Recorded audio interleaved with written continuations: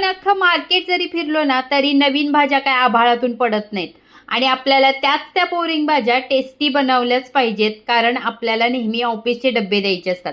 तर चला त्याच बोरिंग भाजीला टेस्टी कसं बनवायचं ते मी तुम्हाला सांगते. कढईमध्ये फोडणीसाठी तेल घातलं, याच्यामध्ये लवंग, मिरी, जिरं, मोहरी घातली आणि उभा कट केलेला कांदा परतून घेतला. आता याच्यामध्ये कढीपत्ता, टोमॅटो, आलं लसूण पेस्ट घालून परतून घेतली.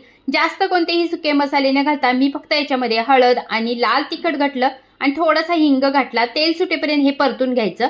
उभा पातळ कट केलेला याच्यामध्ये कोबी घालायचा. स्वच्छ धुवून घेतलेली मसूर डाळ घालून चवीपुरतं मीठ घालायचं. चांगलं मिक्स करून घ्यायचं. या भाजीला जास्त पाणी घालायचं नाही, फक्त पाण्याचा हबका मारून घ्यायचा आणि मंद गॅसवरती झाकण ठेवून 5 ते 6 मिनिटं ही भाजी शिजवून घ्यायची. डाळीचे फक्त 2 तुकडे होतील इतकीच भाजी आपल्याला ही शिजवायची. त्याच्यामुळे या भाजीला वेगळीच टेस्ट येते आणि अजिबात पचपचीत ही भाजी लागत नाही. नक्की ट्राय करून बघा आणि रेसिपी आवडली असेल लाईक, शेअर